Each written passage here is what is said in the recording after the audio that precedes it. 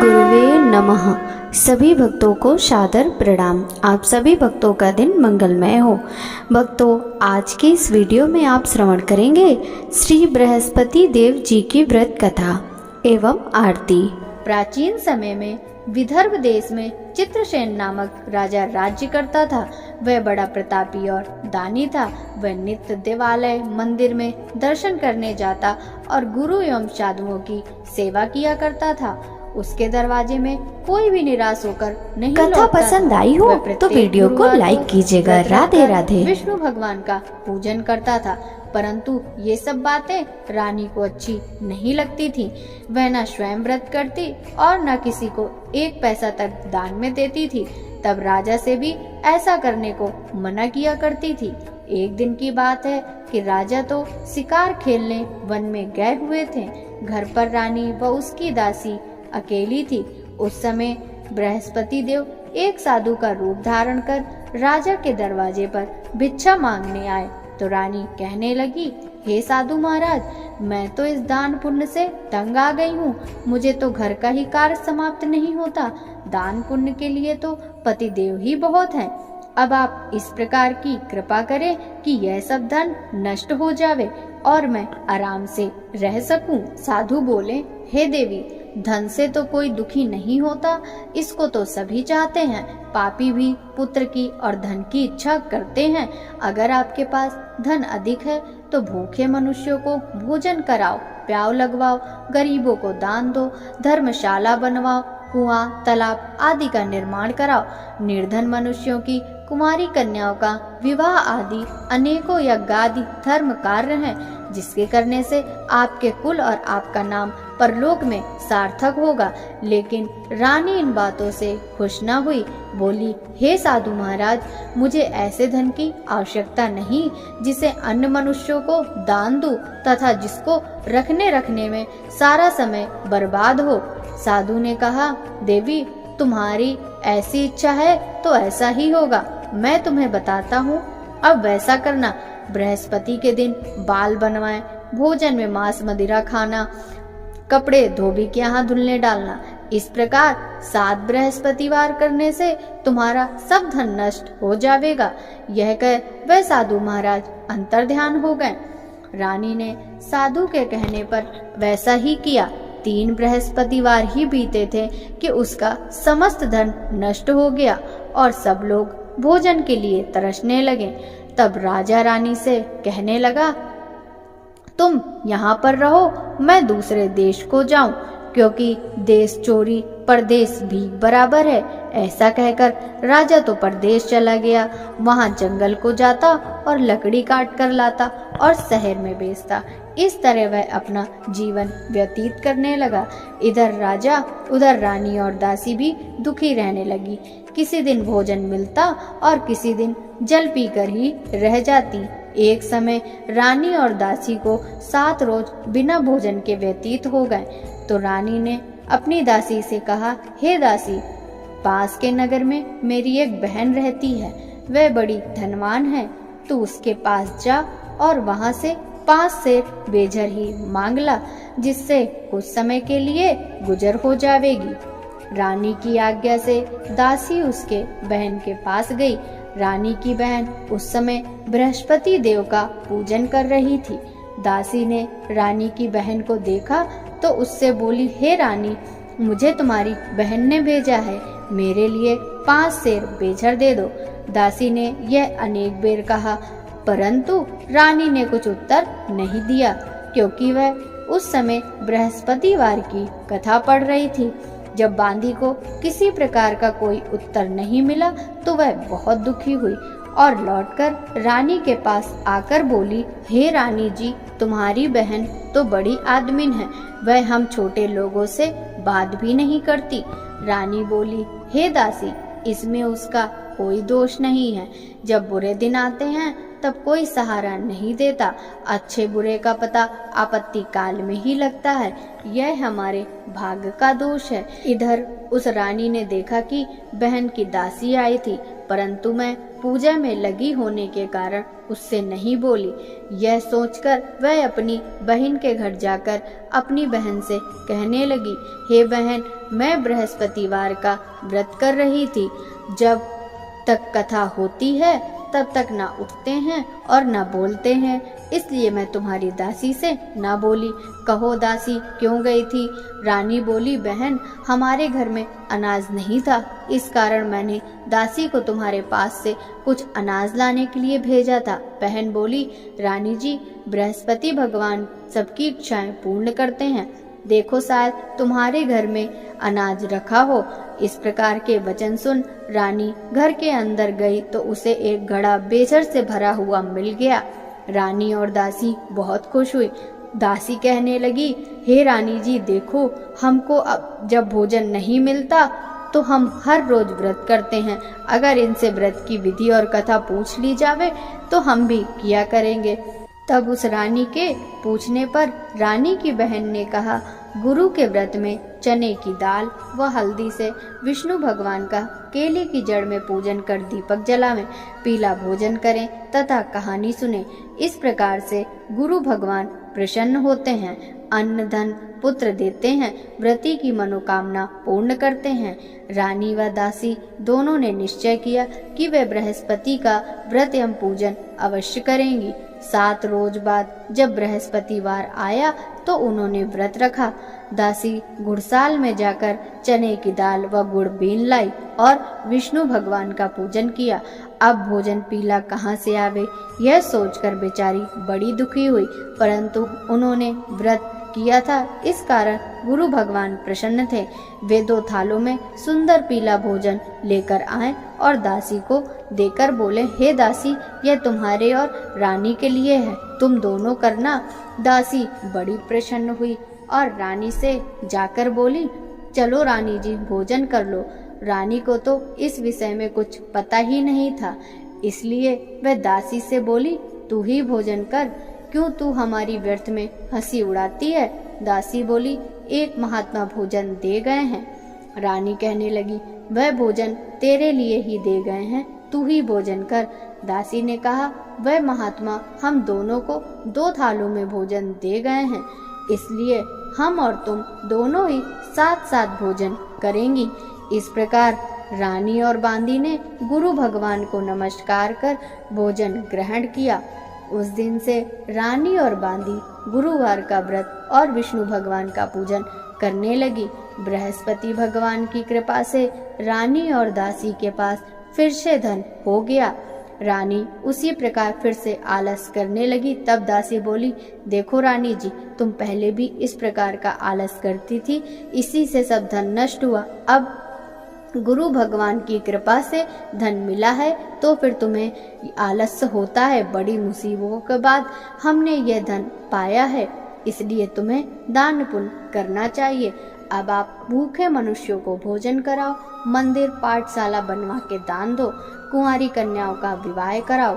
इस तरह धन को शुभ व धर्म कार्यों में खर्च करो, जिससे तुम्हारे कुल का यश बढ़े तथा स्वर्ग प्राप्त हो। इस प्रकार तुम्हारे पितर भी प्रसन्न होंगे। रानी ने जब ये शुभ कार्य करने प्रारंभ कर दिए तो उनका यश फैलने लग गया। एक दिन रानी और दासी विचार करने लगी कि न जाने राजा किस दशा में होंगे, उनकी कोई खबर नहीं मिली है। उन्होंने गुरु भगवान से प्रार्थना की तो भगवान ने रात्रि में राजा को स्वप्न में कहा, हे राजा, जा तेरी रानी तुझको याद करती है। राजा प्रातःकाल उठा और विचार करने लगा। स्त्री जाति खाने व पहनने की संगनी होती है, पर स्वप्न की बात मानकर वह अपने नगर के लिए चलने को तैयार हुआ। यहाँ परदेश में वह प्रतिदिन जंगल से लकड़ी लाता और शहर में बेचकर अपने जीवन को बड़ी कठिनाई से व्यतीत कर रहा था। जब वह एक दिन राजा दुखी हो अपनी पुरानी बातों को याद करके रोने लगा, तब उस जंगल में बृहस्पति एक साधु का रूप धारण कर आए और राजा के पास आकर बोले, हे लकड़हारे, तुम इस सुनसान जंगल में किस चिंता में बैठे हो, मुझे बतलाओ। यह सुनकर राजा सजल नेत्रों से साधु की वंदना करते हुए बोला, प्रभु आप तो सब कुछ जानते हो। इतना कहकर राजा ने साधु को अपनी संपूर्ण कहानी सुना दी। महात्मा तो दयालु होते हैं। वे बोले, अब तुम किस बात की चिंता मत करो, भगवान तुम्हें पहले से अधिक धनवान करेंगे। देखो तुम्हारी स्त्री ने गुरुवार का व्रत प्रारंभ कर दिया और तुम भी मेरा कहा मानकर बृहस्पतिवार के दिन व्रत रखकर चने की दाल व गुड़ लोटे में डालकर केले का पूजन किया करो तथा कहा करो, भगवान तुम्हारी सब कामनाओं को पूर्ण करेंगे। साधु को प्रसन्न देख राजा बोला, प्रभु मुझे लकड़ी बेचकर इतना पैसा नहीं मिलता जिससे भोजन करने के बाद कुछ बचा सकूं। मैंने कल रात्रि में अपनी रानी को भी व्याकुल देखा है। मेरे पास कुछ भी नहीं है जिससे उसकी खबर भी मंगा सकूं। फिर मैं कौन सी कहानी कहूं, यह भी मुझको मालूम नहीं है। साधु ने कहा, तुम किसी बात की चिंता मत करो। बृहस्पतिवार के दिन तुम रोजाना की तरह लकड़ियां लेकर शहर जाओ। तुम्हें रोजाना से दुगना धन प्राप्त हो जाएगा, जिससे तुम पेट भर भोजन कर लोगे तथा बृहस्पति देव की पूजा का सामान भी आ जाएगा। बृहस्पति देव की कहानी इसी प्रकार कही जाती है। प्राचीन काल में एक बहुत निर्धन ब्राह्मण रहता था। उसको कोई संतान नहीं थी। उसकी स्त्री बहुत मलिनता के साथ रहती थी। वह न स्नान करती, न किसी देवता का पूजन करती। प्रातः काल उठते ही सर्वप्रथम भोजन करती, बाद में कोई अन्य काम करती। ब्राह्मण देवता बड़े दुखी थे।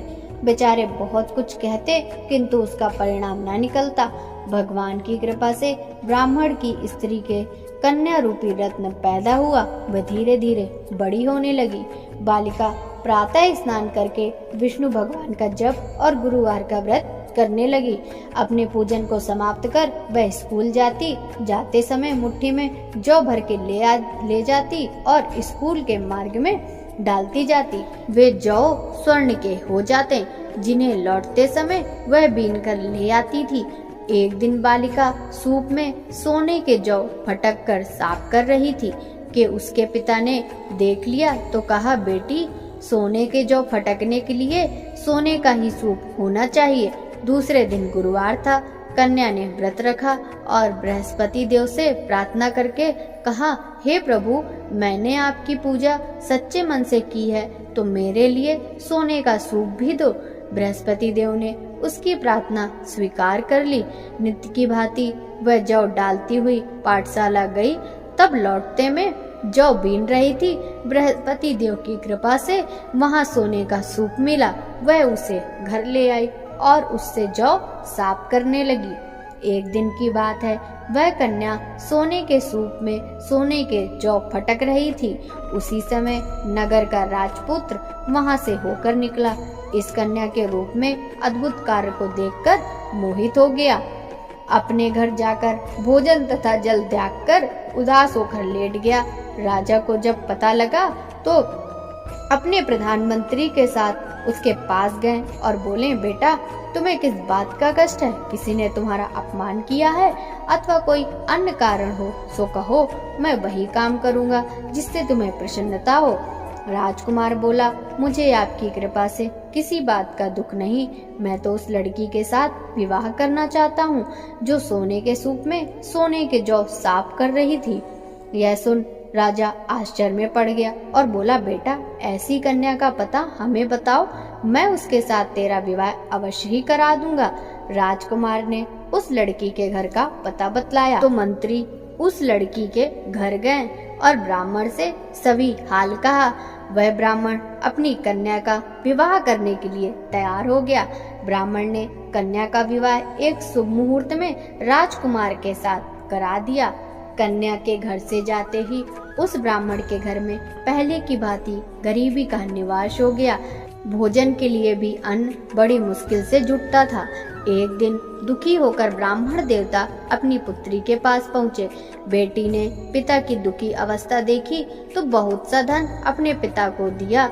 इस तरह उस ब्राह्मण का कुछ समय फिर सुखपूर्वक व्यतीत हुआ। कुछ दिन बाद ब्राह्मण फिर अपनी कन्या के यहाँ गया। लड़की बोली, हे पिताजी, आप माताजी को यहाँ लिवा लाओ, मैं वह विधि बता दूंगी जिससे गरीबी दूर हो जाएगी। वह ब्राह्मण अपनी स्त्री को साथ लेकर कन्या के घर पहुंचा तो पुत्री अपनी माँ को समझाने लगी, हे माँ, तुम प्रातः उठकर प्रथम स्नान आदि करके विष्णु भगवान का पूजन किया करो। परंतु उसकी माँ ने एक बात भी न मानी। वह प्रातः काल उठकर अपनी पुत्री के बच्चे को जूठन उठाकर खा लेती और उसकी पुत्री पूजन आदि के लिए कहती तो कह देती, मैंने खाना खा लिया है। एक गुरुवार के दिन पुत्री ने रात में कोठरी में खाने का सभी सामान निकाला और अपनी माँ को उसमें बंद कर दिया। प्रातः काल उससे बाहर निकाला तथा स्नान आदि करा के पूजन करवाया। उसके बाद माँ से प्रत्येक गुरुवार को व्रत कराने लगी। इस व्रत के प्रभाव से उसकी अज्ञानता का नाश हो गया। बृहस्पति देव के प्रभाव से वह अपने पति सहित सुख भोग कर अंत में स्वर्ग को गई। इस तरह कथा सुनाकर साधु देवता वहां से लोप हो गए। धीरे धीरे समय व्यतीत होने पर बृहस्पतिवार का दिन आया। राजा जंगल से लकड़ी काटकर शहर बेचने गया। उसे उस दिन रोज से ज्यादा पैसे मिले। राजा ने चने की दाल आदि लाकर व्रत किया। अब तो सभी क्लेश दूर होने लगे, परंतु एक गुरुवार को वह व्रत करना भूल गया। इस कारण बृहस्पति देव नाराज हो गए। उस दिन वहां के राजा ने विशाल यज्ञ का आयोजन किया था। उसने नगर में यह घोषणा करा दी कि कोई भी मनुष्य अपने घर भोजन न बनावे, न चूल्हा में आग जलावे। समस्त जनता मेरे यहाँ भोजन करने आवे। इस आज्ञा को जो न मानेगा उसको सजा दी जाएगी। राजा की आज्ञानुसार नगर के सभी लोग भोजन करके चले गए, मगर वह लकड़हारा कुछ देर से पहुंचा, इसलिए राजा उसको अपने साथ महल में लिवा गए। जब वह भोजन कर रहे थे तो रानी की नजर खूंटी पर पड़ी जिस पर उसका हार लटक रहा था। अब हार वहां नहीं था। रानी ने कहा, मेरा हार इसी मनुष्य ने चुरा लिया है। राजा ने उसको जेल खाने में डलवा दिया। जब राजा जेल खाने में पड़ गया तो विचार करने लगा कि जाने कौन से कर्म से मेरे लिए यह दुख प्राप्त हुआ। वह साधु की याद करके रोने लगा तो बृहस्पति देव साधु के रूप में प्रकट हो गए और उसकी दशा देखकर कहने लगे, अरे मूर्ख, तूने इस बार बृहस्पति देव का व्रत नहीं किया, इस कारण तेरे लिए दुख प्राप्त हुआ है। अब चिंता मत कर, बृहस्पतिवार के दिन जेल खाने के दरवाजे पर कुछ पैसे पड़े मिलेंगे, तू सामान मंगाकर व्रत करना। ऐसा ही हुआ और राजा ने कथा कही। उसी रात्रि को बृहस्पति देव ने उस राजा को स्वप्न में कहा, हे राजा, तुमने जिस आदमी को जेल खाने में बंद किया है वह निर्दोष है, उसे छोड़ देना। रानी का हार तो उसी खूंटी पर लटका है, अगर ऐसा नहीं करेगा तो मैं तेरे राज्य को नष्ट कर दूंगा। राजा प्रातः काल उठा और खूंटी पर हार देखकर लकड़हारे को बुलाकर क्षमा मांगी तथा राजा के योग सुंदर वस्त्र आभूषण देकर उसे विदा किया। अब गुरुदेव की आज्ञा अनुसार राजा अपने नगर को चल दिया। राजा अपने नगर के निकट पहुंचा तो उसे बड़ा आश्चर्य हुआ। नगर में पहले से अधिक बाग, तालाब और कुएं तथा बहुत सी धर्मशाला, मंदिर बन गए थे। राजा ने पूछा, यह किसके बाग और धर्मशाला हैं? तब नगरवासी कहने लगे, यह सब रानी और बांदी के हैं। राजा को सोच हुआ और गुस्सा भी आया। जब रानी ने यह खबर सुनी कि राजा आ रहे हैं तो उसने बांदी से कहा, हे दासी, देख, राजा हमको कितनी बुरी हालत में छोड़ गए थे, कहीं ऐसी हालत देखकर कुछ संदेह करके लौट नहीं जाएं। दासी राजा को अपने साथ लिवा लाई। राजा ने क्रोध करके अपनी तलवार निकाली और रानी से पूछा कि इतना धन तुम्हें कैसे प्राप्त हुआ? रानी ने कहा, हमें यह सब धन बृहस्पति देव के व्रत एवं पूजा से प्राप्त हुआ। राजा तो स्वयं उनका प्रभाव देख चुका था, अतः प्रसन्न हो गया। अब राजा ने निश्चय किया कि 7वें दिन तो सभी बृहस्पति देव का पूजन करते हैं, परंतु मैं प्रतिदिन 3 बार कहानी कहूँगा। राजा ने दुपट्टे में हर समय दाल बंधी रहती। वह दिन में 3 बार कहानी कहता। एक बार राजा ने सोचा कि चलो अपनी बहन के यहाँ हो आवे। यह सोचकर राजा अपने घोड़े पर सवार हो अपनी बहन के यहाँ चल दिया। मार्ग में उसने देखा कि कुछ आदमी एक मुर्दे को लिए जा रहे हैं। उन्हें रोककर राजा कहने लगा, अरे भैया, मेरी बृहस्पति की कहानी सुन लो। वे बोले, लो हमारा आदमी मर गया, इसे अपनी कथा की पड़ी। परंतु कुछ आदमी बोले, अच्छा कहो, तुम्हारी कथा हम सुनेंगे। राजा ने दाल निकाली और कथा कही। जब कथा आधी हुई तो मुर्दा हिलने लगा और समाप्त होने पर राम राम करके खड़ा हो गया। आगे मार्ग में एक किसान खेत में हल चलाता मिला। राजा उससे बोला, अरे भैया, मेरी बृहस्पतिवार की कथा सुन लो। किसान बोला, जब तक मैं तेरी कथा सुनूंगा तब तक 4 हरैया न जोत लूंगा। तुम अपनी कथा किसी और को सुनाना। राजा आगे चला, परंतु राजा के हटते ही बैल पछाड़ खाकर गिर गए तथा किसान के पेट में बहुत जोर दर्द होने लगा।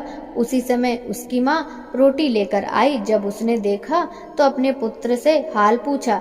बेटे ने सभी हाल कह दिया। बुढ़िया दौड़ी दौड़ी उस घुड़सवार के पास आई और बोली, तुम्हारी कथा मैं सुनूंगी, तुम अपनी कथा मेरे खेत पर चलकर कहो। राजा ने बुढ़िया के खेत पर कथा कह दी, जिससे सुनते ही बैल खड़े हो गए तथा किसान के पेट का दर्द दूर हो गया। यहाँ से राजा अपनी बहन के घर जा पहुँचा। बहन ने भाई की मेहमानी की। दूसरे दिन प्रातः राजा जगा तो उसने देखा कि सब लोग भोजन कर रहे हैं। राजा ने अपनी बहन से कहा कि ऐसा कोई मनुष्य नहीं है जिसने भोजन ना किया हो, वह मेरी बृहस्पति की कथा सुन ले। बहन बोली, हे भैया, यहाँ सभी भोजन पहले करते हैं और बाद में अन्य काम करते हैं। अगर कोई पड़ोस में हो तो उसे बुलाकर लाऊं, परंतु वहाँ उसे ऐसा व्यक्ति नहीं मिला जिसने भोजन न किया हो। राजा के फिर से कहने पर वह कुम्हार के घर गई, जिसका लड़का बीमार था। उसे मालूम हुआ कि उसके यहाँ 3 रोज से किसी ने भोजन नहीं किया। रानी ने अपने भाई की कथा सुनने के लिए उनसे कहा। वह तैयार हो गया। राजा ने उसके घर जाकर बृहस्पति की कथा कही, जिसको सुनकर उसका लड़का ठीक हो गया। अब तो सब और राजा और उसके व्रत की प्रशंसा होने लगी। एक दिन राजा ने अपनी बहन से कहा, हे बहन, अब हम अपने घर को जाएंगे, तुम भी तैयार हो जाओ। राजा की बहन ने अपनी सास से कहा। सास बोली, हाँ चली जा, परंतु अपने लड़कों को मत ले जाना, क्योंकि तेरे भाई के संतान नहीं है। बहन ने अपने भैया से कहा, हे भैया, मैं तो चलूंगी, परंतु मेरे साथ कोई बालक नहीं जाएगा। राजा बोला, कोई बालक नहीं जाएगा, तब तुम ही चलकर क्या करोगी? बड़े दुखी मन से राजा अपने नगर को लौटा। राजा ने अपनी रानी से कहा, हम निर्वंशी हैं, हमारा मुंह देखने का धर्म नहीं है। दुखी हो उसने कुछ भोजन आदि भी नहीं किया। रानी बोली, हे प्रभु, बृहस्पति देव ने हमें सब कुछ दिया है, हमें संतान भी अवश्य देंगे। उसी रात को बृहस्पति देव ने राजा को स्वप्न में कहा, हे राजा, अब सोच को त्याग दे, तेरी रानी गर्भ से है। यह सुनकर राजा को बड़ी खुशी हुई। 9वें महीने में उसे पुत्र पैदा हुआ। राजा बोला, हे रानी, स्त्री बिना कहे नहीं रह सकती, इसीलिए मेरी बहन जब बधाई लेकर आवे तो तुम उससे कुछ नहीं कहना। रानी ने सुनकर हाँ कर दी। लेकिन जब राजा की बहन ने यह शुभ समाचार सुना तो बड़ी खुशी से बधाई लेकर भाई के यहाँ आई। तो रानी बोली, मेरी ननंद घोड़ा चढ़कर तो नहीं, गधा चढ़कर आई। राजा की बहन बोली, भाभी, यदि मैं ऐसा न कहती तो तुम्हें संतान कैसे मिलती? बृहस्पति देव ऐसे ही दयालु हैं, अपने भक्तों की मनोकामनाएं पूरी करते हैं। जो सच्चे मन से बृहस्पति देव का व्रत करता एवं कथा पढ़ता है अथवा सुनता है और दूसरों को भी सुनाता है, बृहस्पति देव उसकी सभी इच्छाएं पूर्ण करते हैं। बोलो बृहस्पति देव की जय, विष्णु भगवान की जय। ओम जय बृहस्पति देवा, स्वामी जय बृहस्पति देवा। श्रद्धा भक्ति बढ़ाओ, श्रद्धा भक्ति बढ़ाओ संतन की सेवा। ओम जय बृहस्पति देवा। पार ब्रह्म परमेश्वर, पार ब्रह्म परमेश्वर, तुम सबके स्वामी। ओम जय बृहस्पति देवा। ज्ञान न जानू ध्यान न जानू, नित्य करूं सेवा। ओम जय बृहस्पति देवा। तुम बिन गुरुदेव न दूजा, आस करूं जिसकी प्रभु आस करूं जिसकी। मैं अज्ञान अगोचर, तुम फल के देवा। ओम जय बृहस्पति देवा। पार ब्रह्म परमात्मा, तुम हो प्राणपति प्रभु, तुम हो प्राणपति। दर्श दिखाओ मत तरसाओ, चारों फल देवा। ओम जय बृहस्पति देवा। बृहस्पति जी की आरती जो कोई नर गावे, प्रभु जो कोई नर गावे। दर्शन पावे जो ध्यावे, विघ्न कटे देवा। ओम जय बृहस्पति देवा। स्वामी जय बृहस्पति देवा। बोलो विष्णु भगवान की जय। कथा पसंद आई हो तो वीडियो को लाइक कीजिएगा। राधे राधे।